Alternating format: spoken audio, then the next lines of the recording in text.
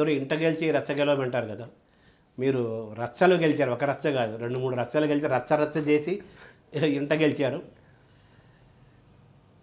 భాషకి, సంగీతానికి భాష లేదని, ఎల్లలు లేవని, విద్వాన్ సర్వత్ర పూజ్యయేత్ అనే మాట మంగళంపల్లి బాలకృష్ణ లాంటి పెద్దవాళ్ళు మహనీయులకి ఎలా అయితే చెల్లుతుందో మీకు కూడా 100% అది చెల్లుతుంది. ఎందుకంటే మలరే మౌనమా ఉంది కదా, అది పాడిందేమో ఎస్పి బాలసుబ్రహ్మణ్యం, జానకి గారు, వాళ్ళిద్దరూ తెలుగువాళ్ళు. దాన్ని అద్భుతమైన స్వరరచన చేసింది మీరు తెలుగువారు. ముగ్గురు తెలుగువారు వాగ్గేయ త్రయంలాగా, సంగీత త్రయంలాగా ముగ్గురు తెలుగువారు చేసిన ఆ పాట తమిళంలో సూపర్ డూపర్ హిట్ అయ్యి మొత్తం ఎరలు లేకుండా మొత్తం దక్షిణాది మొత్తం కూడా విస్తరించి అది మోస్ట్ హాంటింగ్ మెలడీ అన్ని తరాల వాళ్ళకి కూడా. సో దాంతో ఒకసారి మొదలు పెడదాం సార్. ఇప్పుడు నా పాట పాడమంటారా? అంతే కదా. అది ఈ పాటని ఫస్ట్ నేను చేసి ఎలా పుట్టింది ఈ పాటని ఫస్ట్ నేను కంపోజ్ చేసింది ఒక తెలుగు సినిమాకే. ఓహో, అది చాలామందికి తెలియదు. అది ఒక తెలుగు సినిమాలో ఈ పాటను ఫస్ట్ రికార్డ్ చేశాను. రికార్డ్ చేసాక దాన్ని ఎంత అశ్లీలతగా చూపించాలో అంత అశ్లీలతగా దర్శకుడు చూపించాను ఆ సినిమాలో. ఇది జరిగింది, క్రియేటివిటీ అంతా చూపించారు, ఆయన క్రియేటివిటీ అంతా. అది చూడగానే నాకు చాలా బాధ వేసింది. అదేంటి అంత మంచి పాటని తీసుకెళ్ళి ఈ రకంగా షూట్ చేసేది ఏమిటి, మీకు ఇలా కావాలంటే నేను వేరే పాట చేసేవాడిని కదా, ఈ పాటను అనవసరంగా మనం అది సందర్భానికి కానట్టుగా అనిపించింది ఆ పాట అని చెప్తేనేమో దాని అంటే మాట్లాడే ప్రయోజనం లేదు, అయిపోయింది ఆ పాటని. ఆ సినిమా కూడా రిలీజ్ అవ్వలేదు అసలు ఆ సినిమా. సో ఈ ట్యూన్ మాత్రం నా మనసులో ఉండిపోయింది. తమిళంలో ఆయన కర్ణ అని ఒక సినిమా చేస్తున్నప్పుడు ఇలా ఒక ట్యూన్ నా దగ్గర ఉంది, దీన్ని మనం యూజ్ చేసుకుందాం అని అంటే వినిపించాను అన్నమాట. వినగానే అంటే తమిళానికి అది చాలా డిఫరెంట్గా అనిపించింది. ఇప్పుడు ట్యూన్గా ఉన్నప్పుడు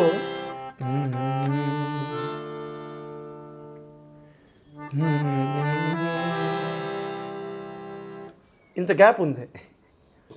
సో ఇది ఆ అంటే నేను చెప్పేది ఆ టైంలో ఉన్న సాంగ్స్కి చాలా వైవిధ్యంగా అనిపించింది అనమాట.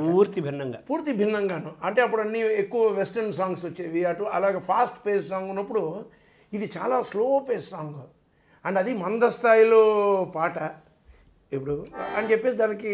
కానీ నేను చెప్పాను చాలా గొప్పగా తయారవుతుంది ఈ పాట అని చెప్పేసి రాసిన తర్వాత పాడాక ఇంకా నాకు తమిళనాట నాకు ఒక అడ్రస్ అనమాట.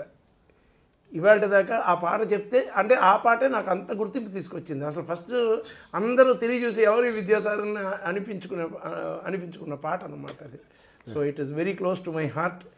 అండ్ ఏంటి ఆ పాటే నేను అనమాట, నేనే ఆ పాట. ఇప్పుడు ఆ పాట చెప్పిన వెంటనే నేను గుర్తొస్తాను వాళ్ళకి. అవును, అలాగా మీరు అనగానే ఆ పాట గుర్తొస్తాను. అది అంటే మలరే మౌనమే వేదమా అన్నారు కదా, ఇప్పుడు ఆయన మాట్లాడిందే వేదం అంటారు.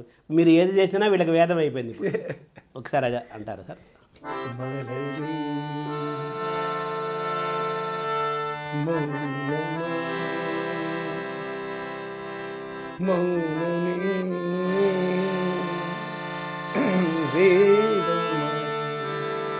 மலர்கள்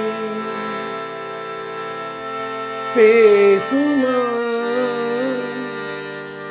பேசினால் ஓயுமா அன்பே மலரே. చివరిలో జానకి గారు మూత అంటారు కదా, మలరే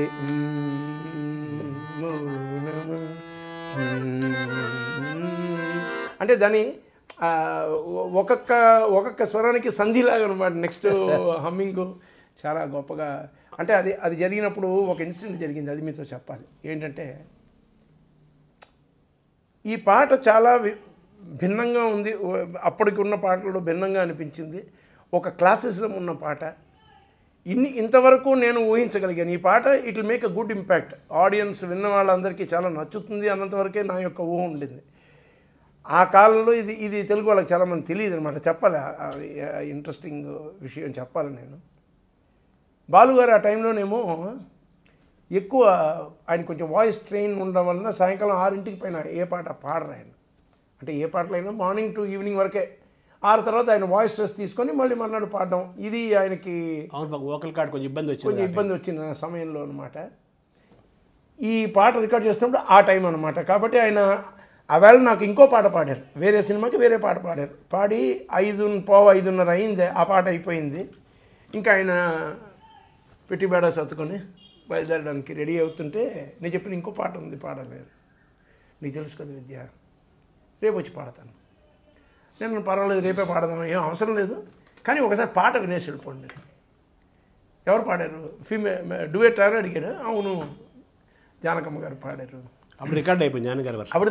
ఆవిడది తీసాను, ఆల్రెడీ తీసి ఆవిడ వర్షన్ ఉంది, ఈయన పాడాల్సింది ఉందన్నమాట ఇంకా బ్యాలెన్స్. అంటే అవునా సరే అని చెప్పేసి ఆయన మేనేజర్, అప్పుడు విఠల్ కదా కూడా, ఇప్పుడు విఠల్ ఉండేవాడు, విఠల్ బ్యాగ్ పెట్టి అని చెప్పేసి కారుకు పంపించాడు. ఆయన లోపలికి వచ్చి కూర్చున్నాడు, పాట ప్లే చేసాం. విన్న తర్వాత ఇలా తలకాయ దించుకున్నారు ఒక 5 నిమిషాలు. విఠల్ బ్యాగ్ తీసుకున్నాను. ఈ పాట ఇవాళ పాడకుండా వెళ్తే నేను పాపం చేసిన వాడిని అవుతానని చెప్పేసి లోపలికి వెళ్ళి 6:15కి మొదలెట్టి 11:30 దాకా పాడారు ఆ పాటను. ఇది చాలామందికి తెలియదు, నేను చెప్పాలి. అంటే మాలో బాలుగారు సూపర్ ఫాస్ట్గా పాడతారు కదా, ఆ పాటను పాడేశారండి ఆయన, అరగంటలో గంటలో పాడేశారు ఆయన. ఆయనకి తృప్తి లేదు, ఆయనకి ఏమిటంటే ఇంకా నేను బాగా పాడాలి 11:30 దాకా. నేను అన్నాను చాలు, బాగా వచ్చే చాలా టేకులు ఉన్నాయంటే, విజయ్ ఊరినే ఉండు, నేను పాడుతుంటాను, నువ్వు కావలిస్తే అన్నీ ఆఫ్ చేసుకొని మీరు ఇంటికి వెళ్ళిపోండి, నేను పాడుతూనే ఉంటానని చెప్పి ఆయన 11:30 దాకా పాడారు. పాడిన తర్వాత ఆ టైంలో కొంచెం ఆయన భారీగా ఉండేవాడు మనిషి, హెవీ పర్సనాలిటీ. పాడేసి అందరం ఓకే అన్నాం, అందరికీ చాలా హ్యాపీ ఆయన పాడిన విషయం.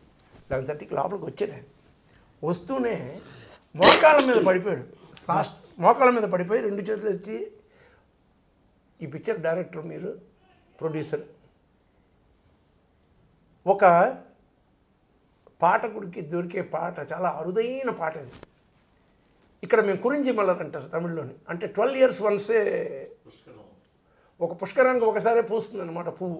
అది ఇక్కడ ఉన్న అటువంటి పువ్వు లాంటి పాట ఇది, ఎప్పుడో చాలా అరుదుగా వచ్చే పాటనే. మీరు చిత్రీకరణ చేసినప్పుడు ఇది ఎల్లకాలం నిలిచిపోయే పాట. దీన్ని చిత్రీకరణ మీరు చేసినప్పుడు మాత్రం ఎటువంటి అశ్లీలత లేకుండాను, ఎప్పుడు ఎవరు చూసినా సరే చాలా రమ్యంగా, మీరు ఇట్స్ లవ్ సాంగ్ డ్యూయట్, కానీ దాన్ని చాలా నాగరికతతో మీరు తీయండి, అశ్లీలత వద్దు దయచేసి, ఇది నా మాటగా మీరు మన్నించి ఈ టైప్లో ఈ ఒక సాంగ్ మాత్రం అలా పిక్చర్ వచ్చేది, మిగతా సాంగ్లు ఎలాగైనా తీసుకోండి, కానీ ఈ ఒక పాట మాత్రం ఇది ఎల్లకాలం నిలిచిపోయే పాట. ఎప్పుడు ఈ పాటని చూసినా మనకి మనసును రంజింపజేసే విధానంగా ఉండాలి పిక్చరేషన్ చెప్పి, ఇది నా యొక్క పర్సనల్ రిక్వెస్ట్ అని చెప్పి లేచి నించుని నన్ను కౌగిలించుకొని ఒక గంట సేపు మాట్లాడుకుని ముచ్చరించుకొని 12:30కి వెళ్ళారు ఆయన. ఆయన అంత దీర్ఘదర్శనం.